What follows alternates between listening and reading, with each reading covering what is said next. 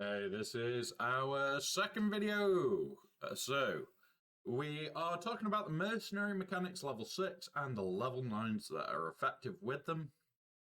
Some little bits that we will cover extra, where it's combinations with extras. So we'll start with the long one, as we always do. At the start of each of their turns, Mercenary allies gain 2% offense equal to the number of stacks of Soldier of Fortunes they have. So currently that will affect Shinhati and Marek until they are defeated. This will superpower these two. Now, this is where I have my concerns about the long one. Whenever an enemy attacks at a turn, they take bonus damage. It doesn't tell us how much, which can't be evaded and cannot defeat them. This bit is fine. How much true damage are they taking? That is the question. Now, the stun cron is something that I do need to talk about. Although this is the long one, this is probably the one we're all going to be going for. Whenever Mercenary allies use a special during their turn, they stun that enemy, which can't be evaded or resisted. We have seen this stun cron with Jedi already. It is horrible. With these, you're looking at things like Dengar suddenly stunning people in the middle of a bounty hunter team. We are going to be able to spread mercenaries about. The next one that I want to talk about is so whenever a mercenary allies inflict debuff during their turn, they deal 10% damage to that max health of an enemy, which can't be evaded. This is going to pair very nicely with the debuff level 3, which also removes health. Where is it? No. No. Oh, recover 2% when critically hit. So it isn't this. No. So unfortunately, it does look. Yeah. If you can get it light side with Mercenary, then whenever an ally gains a debuff, inflicts debuff on an enemy, they deal 2% damage to that enemy's health. So light side mercenaries are potentially going to be dangerous as hell, because this could stack together, removing at least 12%, depending on whether it's compounded or not. If it is compounded, it will be more than 10% damage. Now, the other part to this is the last two. Now, I do think that they still have a place, especially this one. At the start of their turn, Mercenaries gain offense equal to 400% their current defense and lose 50% defense. We saw this on an SLKR cron. We saw this put on the all sorts of first order crons. This did make that team stronger. So it may be that we just suddenly start seeing the odd mercenary pop into teams with this cron, lose their defense, have a couple of tanks to take the damage for them, and all of a sudden we've got 400% offense.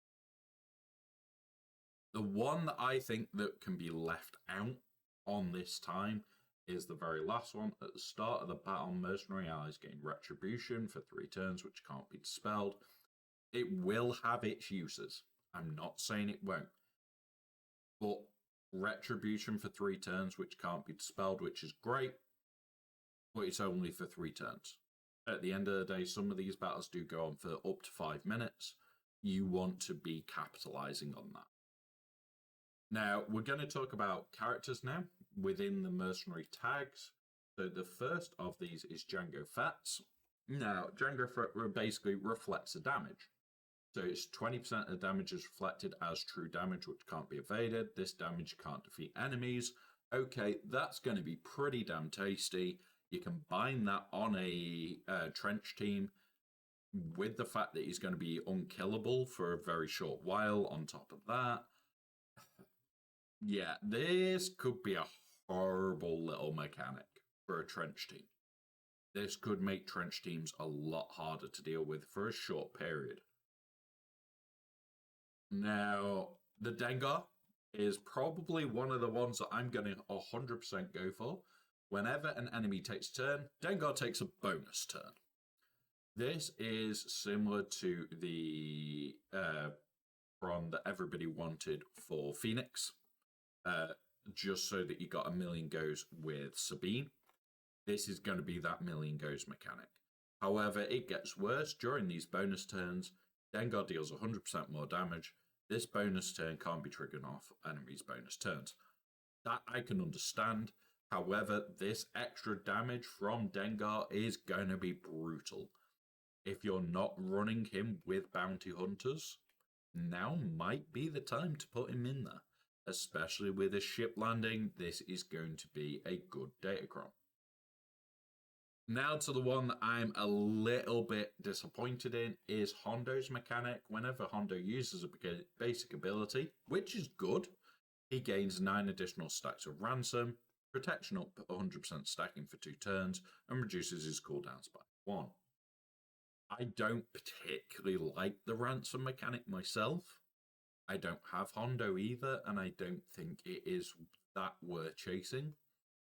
It may be that we can do some interesting things with the ransom stats that are going to get ridiculously high with this capability, but we just need to see how this one plays out. We have got Aura Sing.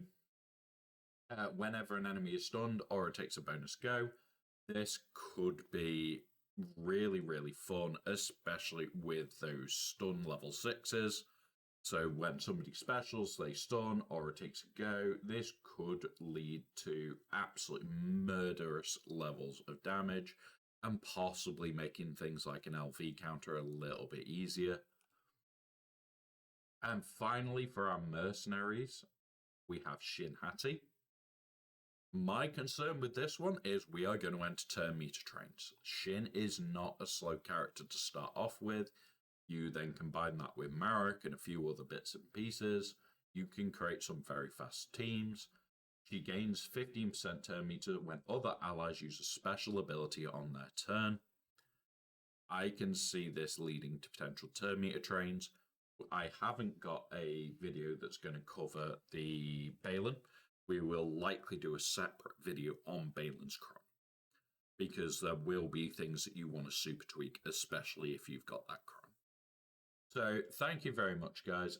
Overall, I think Django, Dengar, and Shin are definitely worth it. Aura is okay, not amazing, but those level 6s on Mercenary are pretty damn tasty. There's a lot to go for. There's a lot of things to play with, and not a lot of areas where you can go wrong. Near enough all of them have a use in some way, shape, or form. Although I won't be wanting this Retribution one, I would use it on things like a Django team. Or I could potentially use it on a Dengar team to really mess with my opponent.